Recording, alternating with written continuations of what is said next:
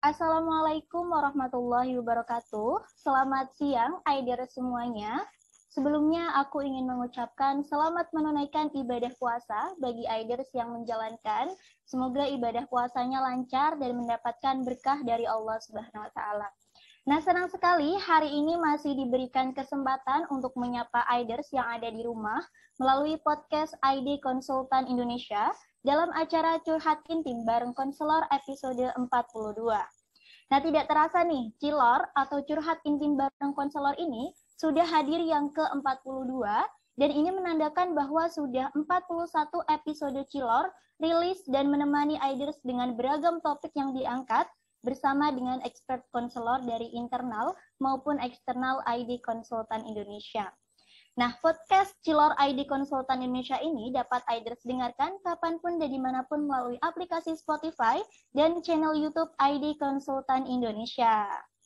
Nah, sudah nggak sabar lagi nih hari ini kita akan berbincang-bincang kembali membahas topik yang saat ini sedang hangat diperbincangkan terutama bagi adik-adik yang lulus SMA nih dan tengah mempersiapkan akademiknya menuju perguruan tinggi. Dengan tema Cilor hari ini yaitu tetap tenang di era gempuran ekspektasi.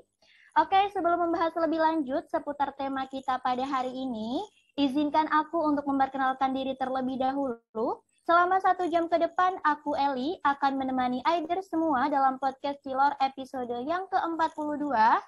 Nah, aku di sini juga tidak sendiri nih Aiders. Hari ini aku akan ditemani oleh psikolog klinis dewasa kita, yaitu Mbak Aristi Pritawati atau yang biasa dikenal dengan Mbak Titi. Selamat datang dan selamat siang Mbak Titi. Halo, siang Mbak Eli dan Aiders. Halo Mbak, oke. Nah, berhubung Mbak Titi sudah ada bersama dengan kita semua nih Aiders, kayaknya nggak afdol nih kalau Mbak Titi nggak kenalan secara langsung gitu ya. Nah, boleh banget dipersilakan Mbak Titi untuk memperkenalkan diri terlebih dahulu kepada Aiders di rumah. Oke, thank you Mbak Eli sebelumnya. Halo, selamat siang para Aiders. Perkenalkan saya Ariesti Pritawati. Saya biasa dipanggil Titi. Saya merupakan psikolog klinis dewasa seperti yang tadi Mbak Eli udah sampaikan juga. Biasanya saya megang klien gitu ya, usia 17 atau 18 sampai 20 tahun ke atas gitu ya. Jadi memang masuknya usia dewasa gitu ya. Dan termasuk juga ada beberapa klien yang memang dari SMA atau kuliah menuju ya. Apakah kedengeran ada telepon lagi ya? Nggak apa-apa ya Mbak Elia? Oke, nggak apa-apa Mbak Titi. Itu sih palingan. Nah, sehari-harinya saya itu berpraktik konseling dan juga psikoterapi gitu ya. Ada di beberapa tempat, ada di Mentari Anakku, di Rumah Sakit Tambak, terus yang juga masih sambil berjalan di Pulih at the Peak gitu ya.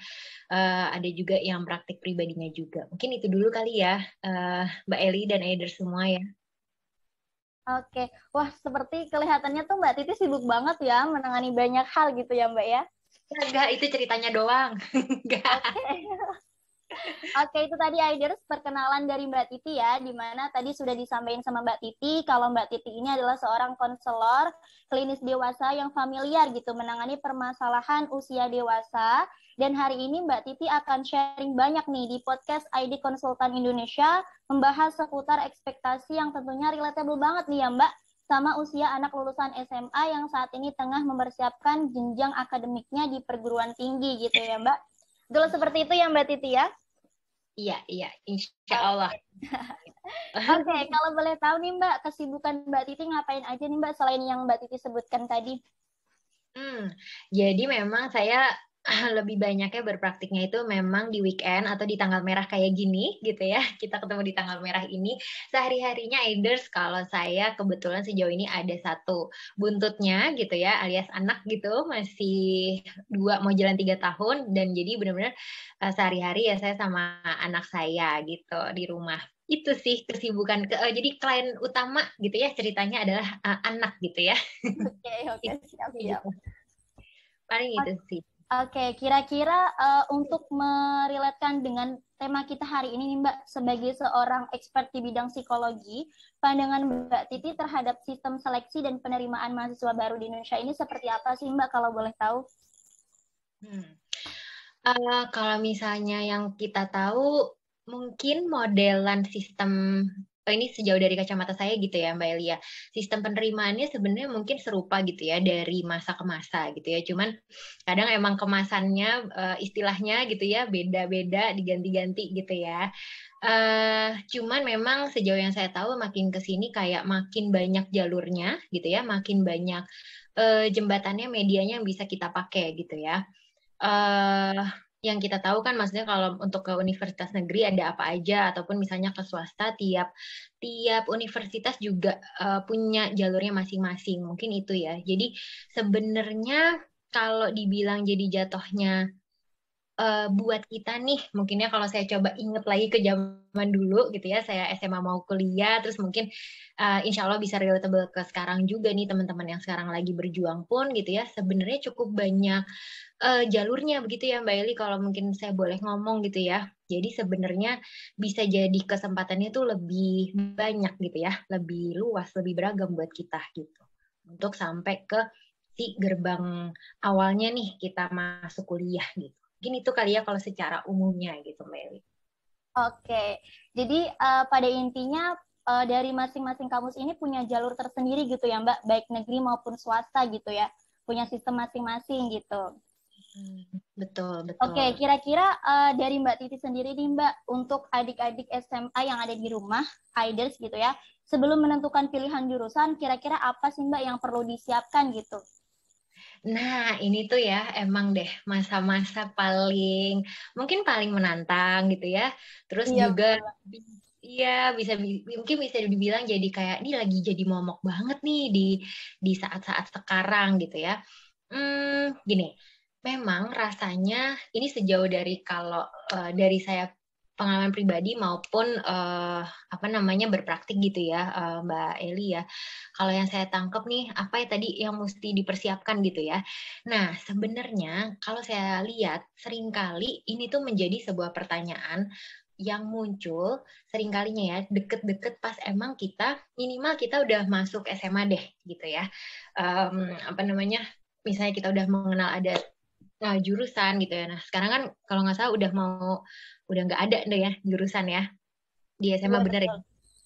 Gitu ya. Nah, ya either way itu, tapi biasanya pas masuk SMA nih mulai. Nah, tapi makin terasa intens sebenarnya pas sudah mau lulus SMA, udah mulai nih pendaftaran dibuka segala macam gitu ya.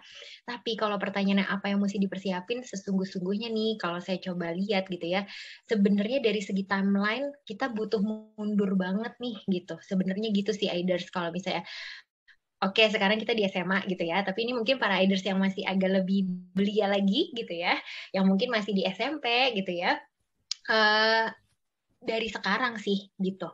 Jadi apa yang mesti dipersiapkan sejauh mungkin timeline-nya, sejauh mungkin durasinya itu insya Allah lebih mateng gitu ya, insya Allah lebih lebih ideal bisa dibilang gitu.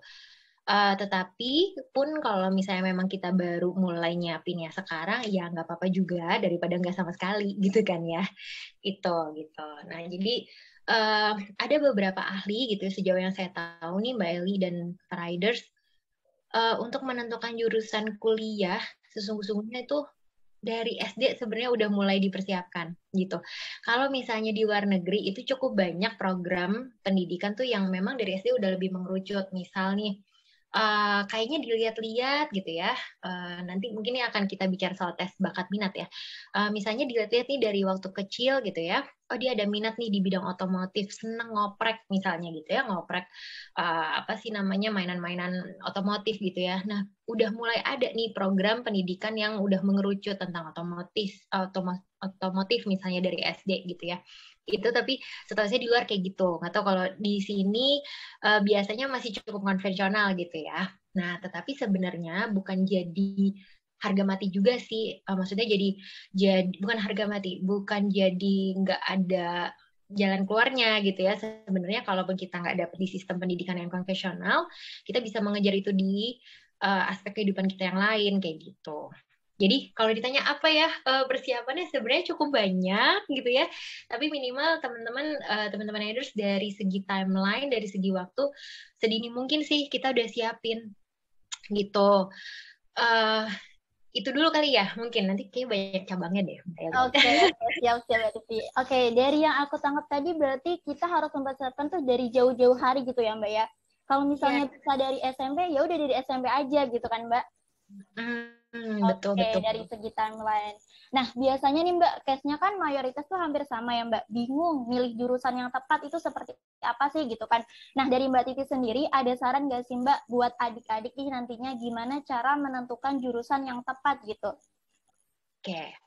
Nah, eh jadi para riders, saya ini pengen ngajak teman-teman untuk ngeliat agak lebih mundur sedikit gitu ya. Maksudnya dalam arti kayak kita coba lihat gambarannya lebih luas.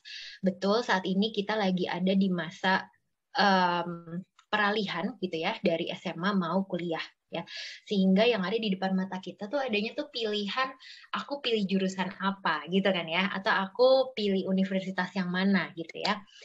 Nah, tapi sesungguh-sungguhnya saya pengen mengajak teman-teman untuk boleh yuk lihat gambarannya agak lebih besar lagi ya. Ini udah sesuatu yang besar sih, tapi gini, jangan sampai kita cuma tanda kutip cuma melihat kita milih jurusan yang mana, lalu ketika kita sudah memilih itu lalu kelar gitu. Udah selesai. Oke, aku mau ambil jurusan psikologi misalnya gitu ya. Maka aku dapat keterima, udah deh persoalannya selesai gitu. Padahal seada-adanya kita hidup kan terus berjalan, tantangan terus lanjut gitu ya. Nah, perkuliahan itu adalah gerbang utama awal banget buat kita menjalani peran kita sebagai individu yang mulai dewasa. That's why disebut mahasiswa gitu ya, maha udah nggak siswa lagi nih, segala-gala tanggung jawab ada di kita kayak gitu. Nah, jadi hmm, apa namanya butuh banget ngeliatin gambaran itu lebih besar dulu sih kayak gitu. Itu sih Bailey. Tadi apa ya pertanyaannya dari Mbak Elia? Cara kita dalam menentukan jurusan yang tepat gitu Nah, Mbak. Biasanya gitu. kan masih bingung tuh. Kita di SMA aja kita masih bingung. Udah kelas 3 SMA tapi masih bingung. Kira-kira nanti mau jurusan apa ya gitu Mbak. Benar, memang, nah makin menariknya juga ke sini, kan jurusan makin banyak ya, dan makin kayak banyak yang mengerucut juga gitu ya, yang dulu-dulu sebelumnya itu jurusan belum ada, kayak gitu. Tapi gimana caranya pilih jurusan, semua awalnya dari kita kita dulu gitu ya. Kita senangnya apa? Gitu ya. Senangnya apa ini bukan cuman kita senang dengan ide kita menjadi dokter. Itu beda ya. Ketika ditanya, mau jadi apa? Pengen jadi dokter. Mau jadi apa? Psikolog misalnya gitu ya. Bukan sebatas itu. Itu oke, kita pengen, kita punya cita-cita itu kita simpen. Itu baik adanya kita punya cita-cita. Tapi kita harus melihat, mengajak diri kita, melihat ya kita keluar dari badan kita terus kita ngelirik diri kita nih gitu ya. Ibarat kita lihat di cermin, tapi kita lihat lebih detail. Apa-apa aja sih yang kita senangi kegiatan gitu ya. Dari kegiatan aja dulu, kegiatannya sehari-hari aja gitu. Kalau di rumah lebih senangnya ngapain gitu ya. Ada yang lebih suka sebenarnya ngobrol, misalnya kayak gitu ya. Lebih senang berinteraksi. Nah, dari situ tuh kita bisa ngeker, oh jenis-jenis aktivitas ini loh yang kita suka. Ada yang emang lebih suka di olahraga, misalnya gitu ya. Atau ada yang lebih senang nggak berurusan dengan banyak interaksi dengan orang lain. Emang aku soliter gitu ya. Aku nyaman dengan kesendirianku, nggak masalah juga gitu ya. Jadi sebelum ke jurusannya apa dan universitasnya apa, kenali diri dulu gitu. Kita senangnya apa, kita nggak sukanya apa, kayak gitu. Nah, memang nggak mudah juga teman-teman kita tahu untuk mengenal diri kita nggak segampang itu, gitu ya. Katanya lebih sulit mengenal diri kita dibanding kita mencoba mengenal orang lain kan gitu ya. Cerminnya nggak ada nih soalnya gitu ya, ya kan. Nah, jadi sebenarnya satu cara yang bisa dilakukan adalah kalau saya sangat mengencourage para klien untuk kalau urusannya penentuan jurusan mengikuti tes bakat minat itu salah satu cara yang sangat bisa dipakai gitu ya apalagi buat teman-teman yang emang masih clueless banget nih gitu ya aku bahkan nggak tahu aku maunya apa misalnya gitu ya atau aku tahu sih maunya apa tapi kayaknya nggak yakin deh mbak misalnya gitu atau aku udah disuruh jurusan ini tapi aku udah pasti nggak mau tapi aku juga nggak tahu sih mau apa misalnya gitu ya nah eh tes bakat minat gitu ya, atau minat bakat gitu ya, itu sangat bisa membantu gitu. At least untuk mengenali diri kita tuh kayak gimana gitu. Nanti enak nih bisa kita pretelin nih Mbak Eli dari tes bakat minat ini ya, mungkin secara lebih detailnya gimana kayak gitu. Oke, berarti kita harus mengetahui apa yang kita sukai gitu ya Mbak ya. Nah dari situ kita bisa ambil minat kita apa gitu, dari bakat kita itu apa gitu. Akhirnya kita bisa mengikuti tes gitu ya Mbak. Betul, betul. Oke.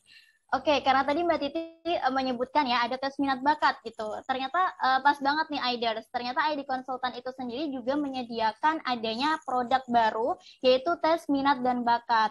Nah, tes minat dan bakat ini merupakan tes pemeriksaan psikologi, potensi diri dan kepribadian guna pemilihan jurusan dan pilihan karir di masa depan gitu. Nah, untuk informasi lebih lanjut bisa dicek aja di Instagram ID Konsultan Indonesia ya gitu. Oke. Kita lanjut aja ya Mbak di pertanyaan selanjutnya. Oke. Tadi pertanyaan saya seputar gimana caranya nentuin jurusan yang tepat. Salah satu solusinya adalah dengan mengikuti tes minat bakat gitu ya Mbak ya. Nah kalau misalnya untuk menentukan perguruan tinggi yang sesuai, itu juga punya cara tersendiri nggak sih Mbak?